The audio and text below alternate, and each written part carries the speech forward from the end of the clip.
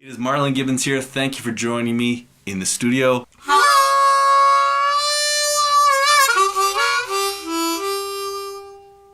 I got an idea. Let's get back to this library stuff, shall we? Sound like a good plan? I did promise I would get back into it this week, and here we are. So, what I want to talk to you about is what to write when you're submitting to libraries.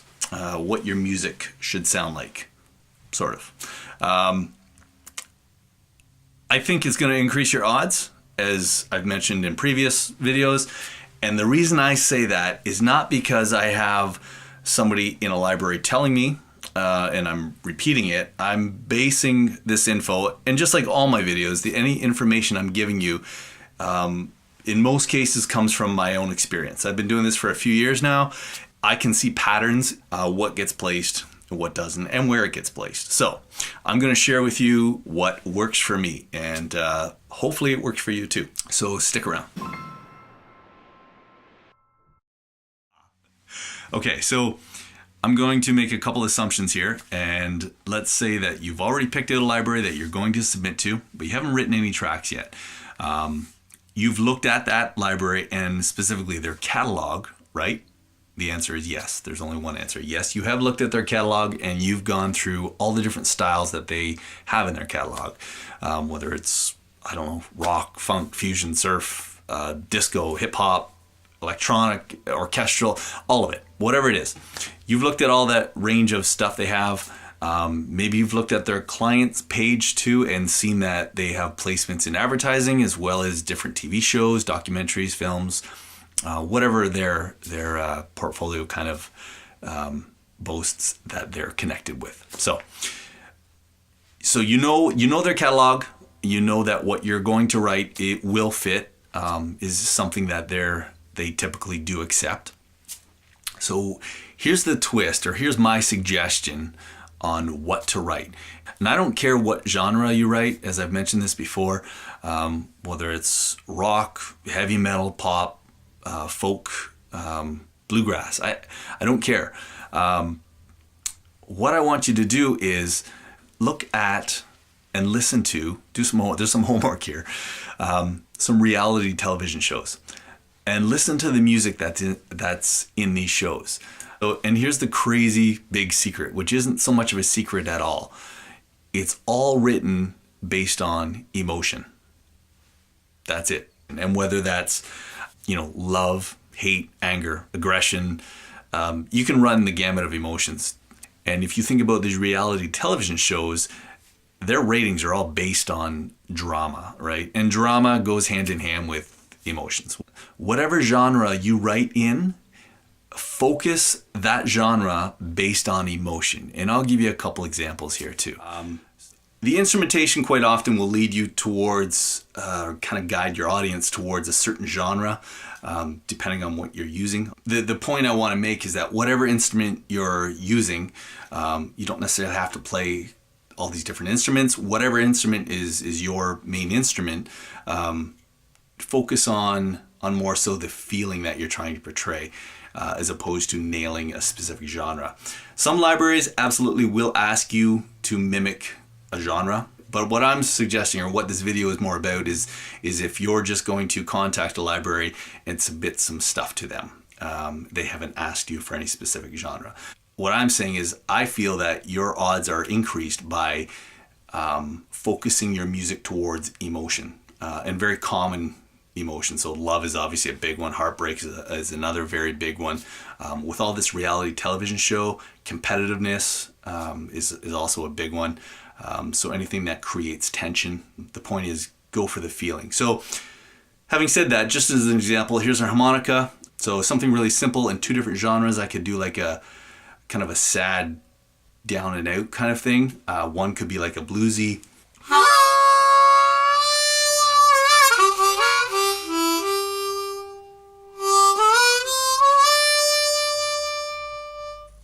You get the feel of it, and I could throw on some overdrive, soak that in reverb, and just have not much more than this, and maybe a nice subtle tremolo guitar, with a big Bigsby kind of underneath that, and definitely create that, feel that vibe, and most importantly, that mood.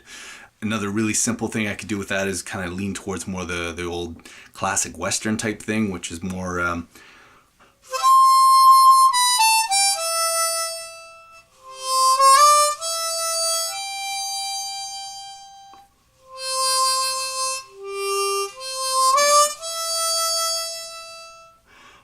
it's not really strong melodically, but you kind of get the point, at least the flavor of it. So I mean, that's kind of just one instrument, and behind that I could put just a really simple acoustic guitar, just strummed open, or just a couple really subtle finger-picked kind of things. And in both cases, just two instruments would really kind of do what you needed it to do. And yeah, with the bluesy thing, I was a little bit more melodic than it probably needed to be. But again, the point is just something really simple like that definitely creates that sad kind of feel. Two different genres. Okay, so for this next example, I'm just plugged straight into my I/O, and so no pedals, no mics, no outboard gear, no compression, nothing like that. I'm just straight into my interface, into my system, and I'm actually using Native Instruments guitar rig, and I've just pulled up a preset, a pre-existing preset. Now I would never do that in creating a composition. Definitely get your own tone, your own sound, but I just kind of want to illustrate here how simple you could create a piece of music and still get the objective of creating something with feeling and mood. So if I just kind of comped on the G here, just back and forth, could throw a pad underneath that, a synth pad or something.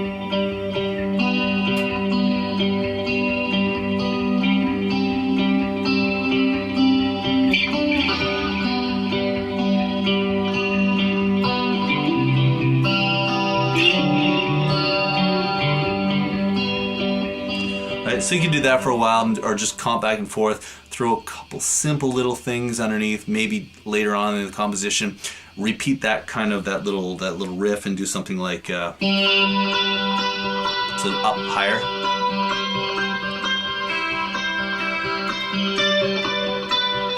Or you could come in with like a, I don't know, a mandolin or something.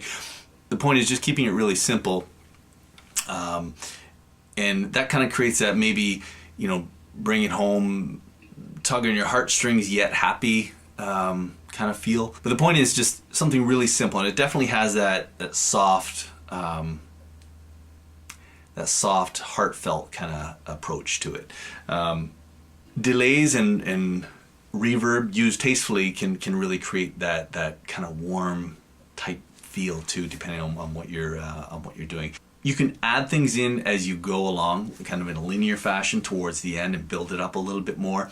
It still doesn't have to be over the top at the end. It can be obviously more involved than the beginning, so it kind of grows towards the end, but it doesn't have to be incredibly complicated. So that's just kind of another one with a, not so much a sad tone, more of a beautiful sad, if that makes sense, you know, as opposed to tragic sad. Does that make sense? Anyway, so that's kind of another example. In a lot of these reality television shows, it's very a lot of them are competitive in nature, so they're contests and that kind of thing. So the tone I have is more of a rock tone. It doesn't have to be.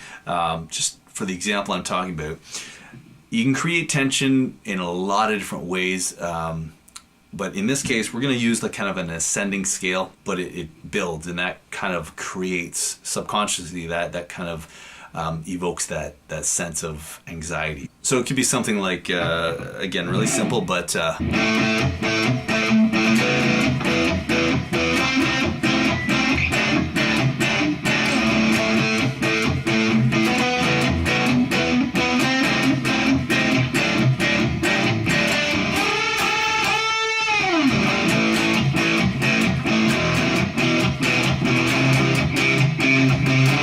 so you kind of get the point. Is that, and on top of that guitar, you could add a bass guitar doing the same line, the same melodic lines, very staccato, choppy-ish, and you could add in, say, toms or timpanis doing the same thing, because it has that pulsing kind of vibe.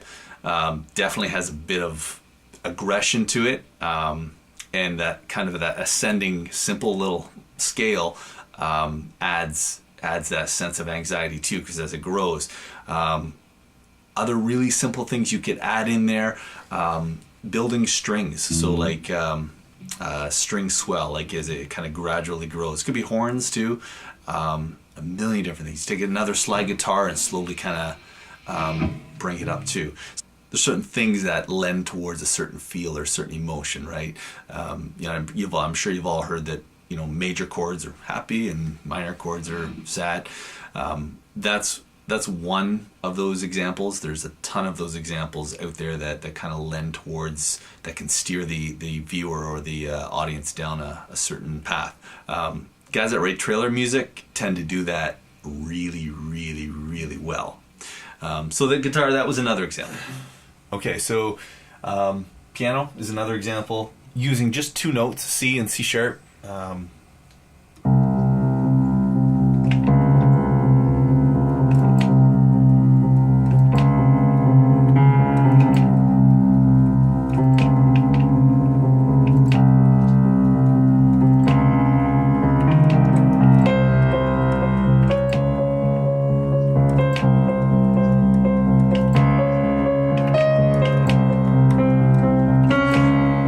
So that would be your main melody.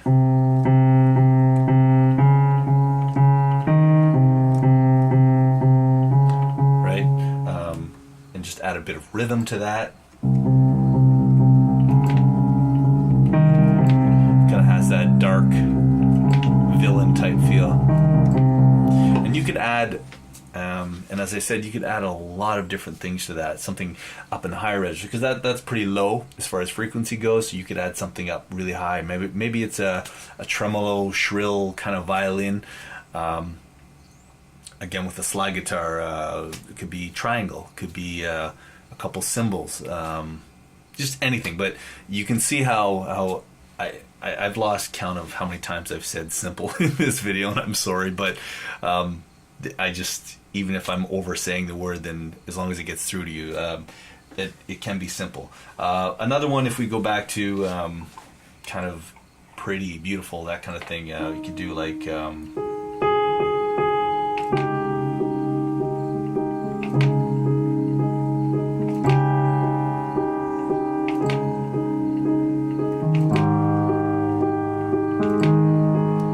right, and again, you can see how simple it is.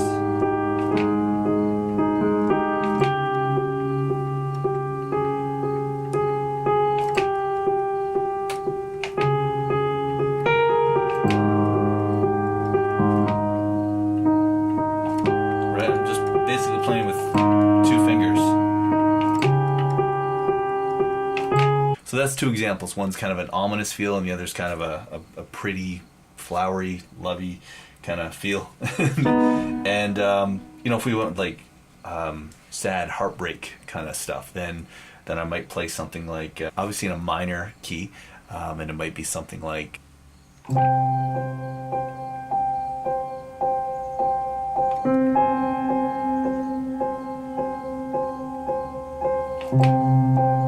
Again with those two notes, G and G sharp over a C.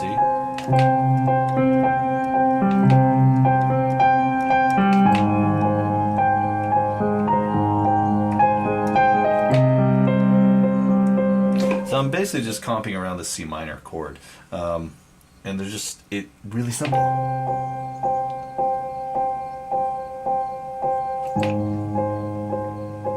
So I guess the thing that plays a big part in creating that whole feel is the, not silence, but the how minimalistic it is, that actually helps convey that mood, as opposed to trying to fill the entire spectrum of it. And sure, there's a few things you could do as you go. You can then either introduce bass or bring your hand down a lower octave. And as I said, with other instrumentations, you could bring in kind of a legato cello. A million different instruments you could do to help that, and change up the progression. But even just what I showed you,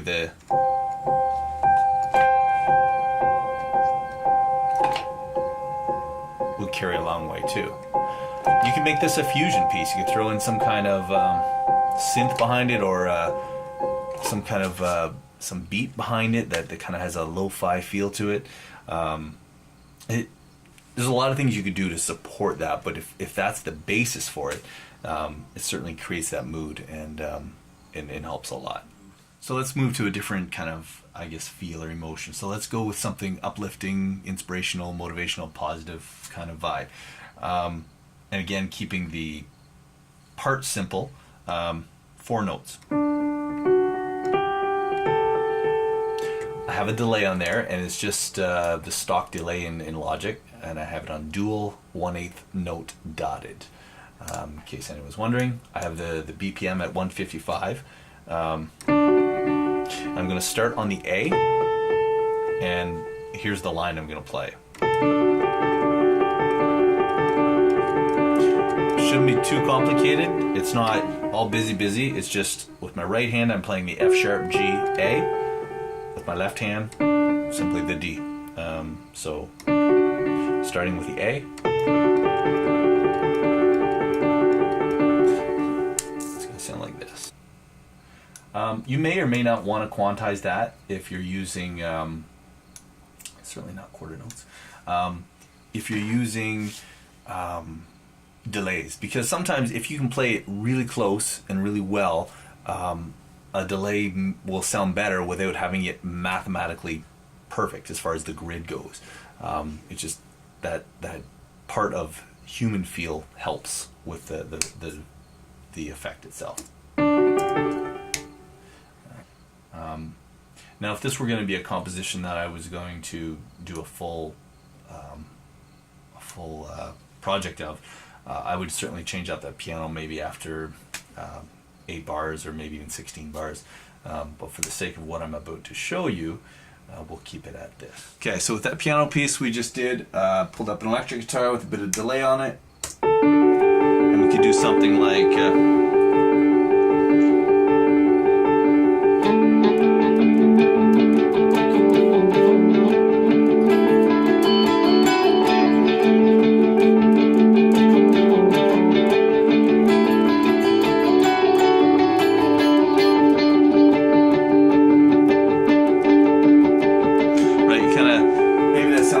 too much like U2, but you kind of get that's one idea that the two would work well together, and it's not overly complicated. It was just right.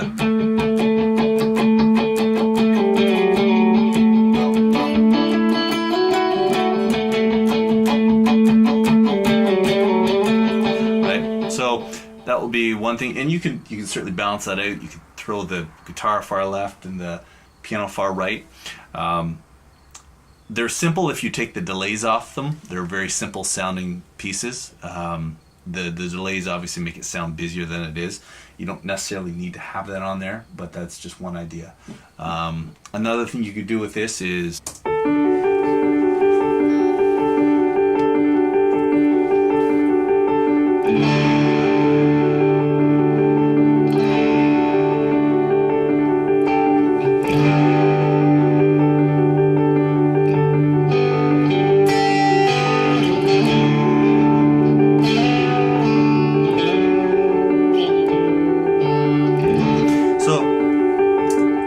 just a dirty kind of reverb-soaked guitar, strum like nice big open chords.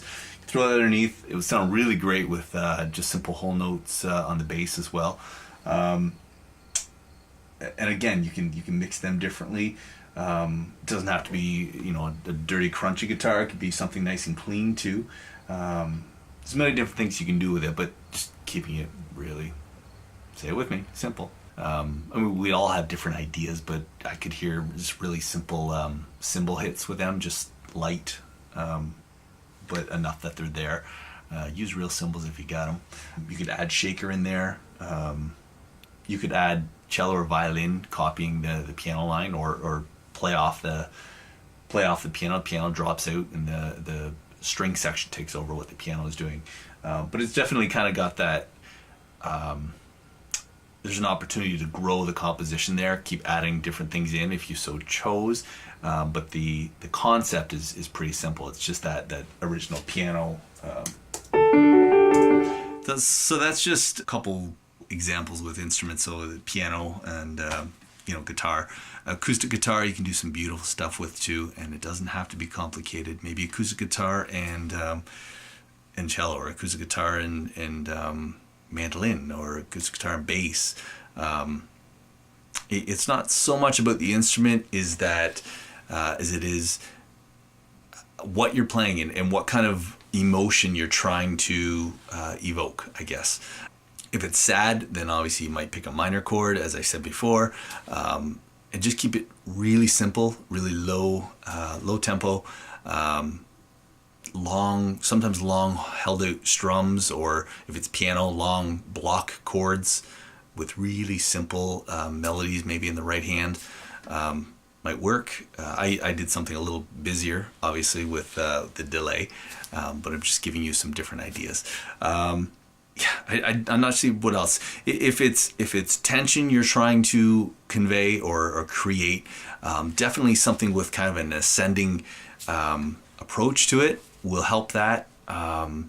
Things tend to build as to create anxiety, so you could use swells and rises in that sense. Just keep in mind that whatever emotion it is you're trying to convey, it usually has a certain feel, vibe, rhythm to it as well. Obviously, it's a car chase and kind of a high adrenaline type thing. It would I think the obvious thing would be it's quite often very percussive. It doesn't mean you have to have 50,000 tracks of drums. You could simply do it with just a 4 on the floor kind of kick, and rhythmically on electric guitar. Or any instrumentation. I don't want to suggest that you're limited by instrumentation. If I haven't confused you enough, I guess the one takeaway I would want you to have from this video is that when you're writing music to approach a library, yes, I've explained in other videos how to form that music and cut that music and make it editable, that kind of thing. But I guess to add to that, go after emotions as opposed to a genre. So go after that, and the example I use is the different emotions you hear in different reality television shows. Just go on YouTube and look up different shows and see the kind of music they're using. So yeah, my point is just approach whatever it is you write, and it can still be done with approaching a certain emotion. So that's my tip. That's my one tip from this entire video, is that write your music with an approach. Maybe just do a homework project for yourself, and try and write a piece of music with a specific goal of evoking a certain emotion. It could be happy, sad. Come up with a ton of emotions, different kinds of emotions, and throw it on a piece of paper and go after that. But you'll see that there are probably the most common emotions used in reality television shows, and just television shows in general, which is usually heartbreak and love and anger and all that kind of stuff, right? I hope you enjoyed this video. Thank you guys again so much for tuning in. I really do appreciate it, and we'll catch you next week. Cheers.